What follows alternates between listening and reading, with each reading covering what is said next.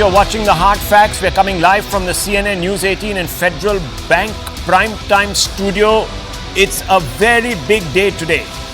It's a big day because in sum and in total, 88 seats in phase 2. And let's cut to those visuals. In phase 2, viewers, 88 parliamentary constituencies saw polling. In some places, the polling was brisk. In other places, we're still getting updates to get a sense of where the turnout numbers are. But taken together with the first phase now, 190 seats in total have seen polling over 2 phases. And today, viewers, in this particular phase, it was really the Congress that really needs to ensure that it retains the seats that it won in Kerala and 3 others that it won apart from Kerala. You see, viewers, in this particular phase, the Congress only won 19 seats. But that's not a small number, because it was 19 seats, viewers, out of a total of 53 seats that it won in the previous Lok Sabha election of 2019, 52 in fact. And those are figures on your screens. If at any level the Congress slips on these 19, which is 30%, which contributed in this phase 30% to the overall Congress Lok Sabha tally, it will have a very big challenge to try and hold the BJP back in direct contests. Remember, the Congress is in direct fights, BJP in Karnataka, Rajasthan and Assam in this particular phase. Phase 2 represents the Congress' best opportunity to dent the BJP, because the BJP is trying to establish itself in the 20 seats in Kerala. It has not had so much success, viewers. As you know, there are some tight contests. They could go either which way. And of course, in Karnataka, the Congress has had presence. It has momentum in its favor. The BJP is a bit divided. They're also in a tricky alliance where the chemistry between the JDS and the BJP might not quite translate on the ground into an effective coming together, an alchemy. So there could be problems there. So if the Congress doesn't make the most of these opportunities in Kerala, where it's a triangular fight with the left also sniping at its heels, and in Karnataka, if it really can't make inroads, then the Congress has a problem, viewers. Because in the north, let's face it, the organization is weak. It might make a few inroads in Rajasthan, maybe a couple of seats in Madhya Pradesh, maybe 1 or 2 in Haryana or Chhattisgarh or this, that, the other. But it's not going to amount to the numbers it got from Kerala, viewers. If you just remove Kerala, then the Congress is reduced to just 3 in this particular phase of 88 seats. You can imagine how dependent it is on Kerala. Now, let's have a quick look at the turnouts. This is as per 5 p.m. In Kerala, 67.27 as of 6 p.m. Those are updated numbers now. In 2019, we were at 77.84. So, I don't know how much this number is going to correct upwards, viewers, but there is a 10% gap. Karnataka, 63, almost 64% as of 5 p.m. In 2019, it was about 70%. So, here there is still an opportunity for more votes to be counted and therefore added to that turnout figure. In Uttar Pradesh, 52.74 as of 5 p.m. In 2019, it was 62.71 across these 8 seats. So there's a gap of about 10%, viewers, even now. Of course, there are still voters in queue, so we'll have to wait for updated figures by 7:30, 7:45. Usually they put out some more figures. In Rajasthan, 59.19% as of 5 p.m. It was 13 seats in 2019, so again about 9 percentage points less. Maharashtra, 53.91, almost 54%. It was 62.84. So a lot of catching up to do, viewers. And that was, of course, a number for 5 p.m. also. So there's still about an hour and a half of polling. Usually booths close at 6, but the line extends, so therefore voters are allowed to still vote. Madhya Pradesh, in 2024, 54.83 as of 5 p.m. And you need to catch up with 69.15. So again, it's not looking very impressive. Bihar, 2024, 53% as of 5 p.m. 2019, 63. So 10% gap needs to be made up, viewers. Let's ask some basic questions. What are we to make of these turnouts? Do they hold the key to the result? It's a question that has been intriguing a lot of people. Is the BJP nervous? What to make of it? Let's bring in Ajay Alok, national spokesperson of the BJP, straight in. We also have Dr. Raman with us, Sanjeev Srivastava and Dr. Chaudhary. First to you, Ajay Alok. Why aren't people feeling enthused enough by the message, perhaps, that is being articulated by the BJP's top campaigners to come out, leave everything aside and vote? What's the issue? Well, now if you see the last phase of the election, the percentage was something around same, maybe a difference of 1 or 2% in most of the places. Today at 6 p.m., what you have shown me and what I have the figures with me, it's almost corresponding to 1 or 2%. So let's wait for the final figure to come. But the important point is, like, what we have been monitoring and we have been seeing, that there's definitely a 2 or 3% increase from the last phase, which is a good sign, keeping in the view the heat condition and other factors, basically climatic condition mainly. But still in the 2019 election, the total percentage turnout overall was 67.4, and as of now it's 58.6 as of 6 p.m. So let's see how much it catches up, maybe according to 2019. But what's the blue sign for us is, like, in 2019 we won 61 seats, and in 2024 we won 61 when Kerala was 0. And this time there will be definite turnaround in Kerala, and so we are very much hopeful that we'll take our tally in these 88 seats from somewhere to 65 to between 70. So these seats are going to be real turnaround, because we have taken the reports and still reports are pouring in.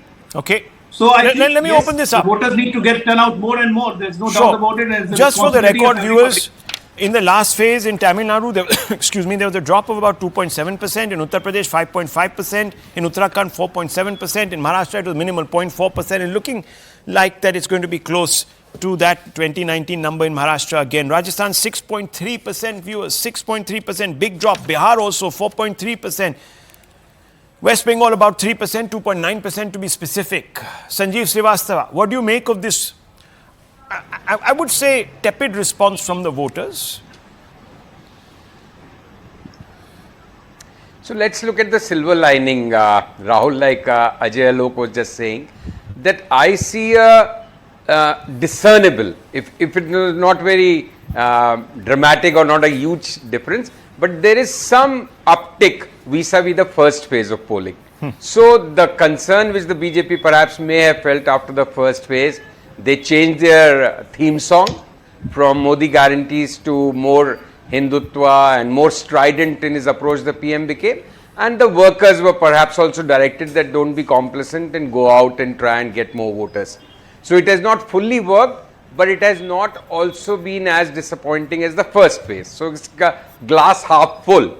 But the overall picture really is, while you talk about the 19 seats of Congress in 2019 in this phase and 60 odd for the BJP may gain a few in Kerala, like a lot of people are saying. I don't buy that line somehow. I may be wrong. But I'm sure that they're going to lose some in Rajasthan. So what is happening is, while the Congress to retain 19 is a big challenge, like you said in your opening remarks, but I think the Congress may well cross that number, because what has happened is this election has become, for whatever reasons, and we can debate and talk about that endlessly, it has become a tight contest in more places than what the BJP would have wanted. That does not necessarily mean the outcome will be against them, but the election is becoming too close for their comfort and for us to call. Okay, that's an interesting thesis being presented there, viewers. Of course, this is all conjecture. Let's not forget, we don't know what the impact of low turnout usually has. We don't know if it will make the contest closer. Let me tell you, viewers, to make contest closer in at least 3 states. I actually saw Karnataka, your tweet. Yeah. No, I understand, sir. Just give me 30 seconds. To make the contest close in... Okay, go ahead, sir. Go ahead. You were making a point. Yeah, sorry. No, I saw your tweet of the afternoon, Rahul, wherein you have said how you had given past few elections examples from Nehru, Indira Gandhi. But there were different times, and the gap was not as sharp as it was in the first phase. Like in the first 2 examples you gave of Jawaharlal Nehru and Indira Gandhi, the gap was between 0.5% to 3%. In the first phase, you saw a drop of about 7 to 10%. But we don't know right now. I mean, that was a full election, obvious we number. don't know. So we still got 5 phases to go. And views, what I was trying to get at in that tweet was that even in Gujarat, in the assembly elections, you had the BJP not performing, or at least the turnout not being so great. But in 2 different elections, in 2017, the BJP didn't cross the 100 mark. The turnout had come down. In the next one, the turnout had fallen even more. But the BJP really swept that state. So you don't know with turnouts. In 2022, the anti-BJP vote was split. Well, in Gujarat. so this is the issue, because in Kerala it could be split, right? Even in Karnataka, fundamentally it could be split, because JDS is now not with the Congress. That alliance has changed. In Maharashtra, the alliances have completely changed. So we don't even know who is getting cut by whom anymore. It's such a khichdi, sorry to say. And look at the gaps. Now, Dr. Birendra Chaudhary, before I bring in Dr. Raman, Dr. Chaudhary, I want to ask you this, because the gaps in vote share in all these states, especially where the Congress is going up against the BJP, are very big. I mean, in Karnataka, they have to really make up a huge deficit. In one particular state, they almost have to get double. How does this work? I mean, in Uttar Pradesh, in the seats there, in Rajasthan, the gap is huge. So there might be anti-incumbency, and one should expect it. But will the Congress have the organizational muscle to attract that anti-incumbency? देखिए, कर्नाटक का नमस्कार। सबसे पहले तो कर्नाटक की बात की आपने। मैं कर्नाटक में कहूंगा कि 2019 का यदि आप आंकड़ा देखें तो उस आंकड़े में है क्या, जेडीएस और कांग्रेस का अलायंस था। अब की बार क्या है, दोनों अलग हैं। जेडीएस किधर है? जेडीएस बीजेपी में है। तो निश्चित है कि कांग्रेस का रिकवरी चांस तो बहुत कम है। मैं पहले भी कह चुका हूं कि बल्कि डीके शिव कुमार का भाई का हारने का भी चांस है इस बार, क्योंकि बेंगलोर नॉर्थ में रूरल में ऐसे कैंडिडेट को खड़ा कर दिया गया है जो देवेगौड़ा जी के दामाद हैं और बीजेपी के कैंडिडेट हैं। और जहां तक ओवरऑल बात करते हैं हम टर्नआउट का, हम कल भी बात कर रहे थे कि turnout is not the only determining factor which decides the result. In 1971 Indira Gandhi के टाइम में 6% का टर्नआउट घटा, सीटें बढ़ी मतलब 352 हो गया। Similarly Vajpayee time in 99 turnout घटा, लेकिन वाजपेयी गवर्नमेंट कंटिन्यूड। तो इसलिए मेरे कहने का मतलब है कि टर्नआउट का मतलब ये अभी नहीं है कि मोदी सरकार पर इसका बहुत प्रभाव पड़ेगा। दूसरी बात, यदि हम ओवरऑल फिगर देखें दोनों फेज का, जो क्या अभी तक चुनाव हुआ, 190 में यदि आप तमिलनाडु केरला को छांट दें, मान लीजिए पांडिचेरी भी कर दीजिए उसमें शामिल, 60 सीट गया। पिछली बार बीजेपी को क्या मिला था? वहां पे कुछ नहीं मिला था। और यदि वो माइनस करके आप आंकड़ा देखें तो बीजेपी को मिलता है 93 आउट ऑफ 130, एनडीए को मिलता है 115 आउट ऑफ 130। स्ट्राइक रेट क्या बनता है? बीजेपी का स्ट्राइक बनता है 71% और एनडीए का बनता है 88%। Other side if you see Congress, maximum chance Kerala, last time they got 19 including LI. In Tamil Nadu they 38 out of 39, maximum the same situation. So who is the gainer? Final is. Yeah, because you are saying that in at least Kerala, etc., it can't improve its tally, the Congress. It can only come down. Exactly. And therefore, it has to add in other areas where it's in direct clashes with the BJP. And the best opportunity is in Karnataka, the BJP on a bit of a sticky wicket. Dr. Raman, first of all, there is a huge vote share gap between these parties in direct fights, whether it's Rajasthan, Uttar Pradesh, even Karnataka, they make up a lot of ground. So do you have any statistics to show that ground can be made up immediately in this election? Yes, in Rahul, one fell very swoop? clearly. Yes, sir. Let us take Karnataka. The BJP in 2019 won 6 seats with less than 1 lakh margin, out of which 3 seats were actually less than 50,000 margin. There was 1,800, there was 13,000 and so on. Those are seats which can easily be converted. I think you have to look at it very clearly from the perspective of not. So for instance, I'll tell you where you're talking about this huge margins for the BJP. So if you take Karnataka, coastal Karnataka, the BJP wins massively. So that increases their vote share across the state. But in multiple other parts of the state, the margin is very narrow. So you have to understand, if you take 1.5 lakhs, which means 75,000 voters must potentially switch to make a difference, there are almost 16, 17 seats in Karnataka in that range. So you have to understand this is a much closer election than a lot of people are actually talking about as far as Karnataka is concerned. And mind you, between 2019 and 2024, the JDS is not even half the party that it was in 2019. So there is this issue of the lower voter turnout. We don't know, I agree entirely, whom it's actually going to benefit, whether it is indicating of anti-incumbency, whether it indicates a pro-incumbency, we don't know, and we will not know until June the 4th. It's all speculation. The point I'm trying to make, Rahul, is very simple. Today, from whatever data you put out, these final voter numbers, if these figures are accurate, will end up significantly lower. For instance, a state like Madhya Pradesh, 5 o'clock, it's 15% below the last turnout last time. No, but it so doesn't there's mean no way anything. you're going to get 15%. Fair enough. No. But Dr. Raman, fine, I can understand that there is, you see, the question that we have to ask There here, is voter fatigue. there might be voter fatigue, but Who does is that it mean, one second, against? does We'll that have to mean, wait and see. no, that's fine. Does that mean that there is enough anger for them to reject? Now, you know, voter fatigue can also express itself in different ways. You know, sulking voters who don't want to bother about showing up. Some will come and press nota. Others will just disappear. They say, okay, you know, our side is winning or whatever it is. Complacency. There could be ennui is a better word to use. So indifference, ennui. I'm just saying, viewers, does the Congress party have a bond, a trust? Has it been able to form it, Sanjeev Srivastava, over the last 1 year with the voter to say, okay, you might have a problem with the BJP, you might have a problem with Modi, but I am the answer. Now, when the voter looks at the other side, he doesn't know who the answer is and what the message is. Everyone has a separate manifesto. That's another problem, isn't it? So yes, in a way you are right. So, and also in a way we may all agree to disagree that voter percentage low voter percentage may not actually spell trouble for the BJP. And I think the anger is not the right word. I think there is a certain amount of apathy or indifference towards this time the BJP and the Prime Minister, which I felt on the ground in some places. And also what is happening is that yes, the Congress does not have the organizational muscle in North India, especially in some states, but their presence is there. In Rajasthan, they won more than 70 odd seats in the assembly election.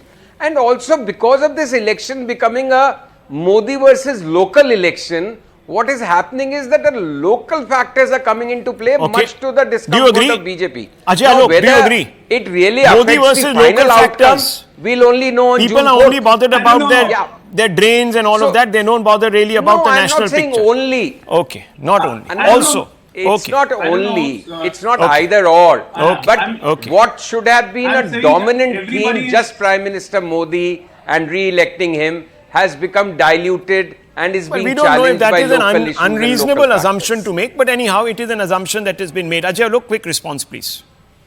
Yeah, I'd say just I don't agree to what Mr. Sanjeev or Mr. Sumanti Raman has to say. Everybody has their opinion and they are entitled for their opinion. But 2 or 3 things just logical, on a logical ground, I'm saying that yes, its JDS is not half than what it was in 2019. Even if it is half, then also it constitutes 13.8% of the electorate vote what it got last year.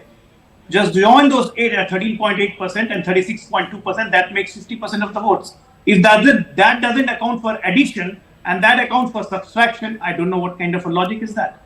Secondly, Rajasthan, Madhya Pradesh, Chhattisgarh, we lost badly in 2018, but again in 2019 we won handsomely. Their election is not about arithmetic. It's about enthusiasm towards your leader. Okay. Chemistry. Well, viewers, let me also tell you, in the assembly That is elections there in with that, but Karnataka, that's not there with the opponents. okay, in the assembly election in Karnataka, you see, there has to be some barometer against which we are measuring. Viewers, even in the assembly election in Karnataka that the BJP lost, it was a very narrow election. It didn't really lose vote share. Congress gained some vote share, and that was an assembly local election, very highly localized election. And this business of jobs, this, that, distress was there even in 2019. Don't forget, viewers, jobs. They said, where's the job data? Where's the job data? Well, viewers trusted Modi to improve the situation. Has he done enough in their eyes? That is a fundamental question. I just want to quickly say, viewers, I just want to quickly tell you, the safe seats in this phase are 19 for the BJP, only 8 for the Congress. That is, seats that have been won by these parties in all 3 elections from 2009. Relatively safe, that is 2 elections they have won those seats. BJP goes up to 24. So there's more preponderance of the BJP retaining than any other party. Is that really what is going to happen? We don't know, viewers. See you, of course, in the next phase. We'll have a lot more to talk about.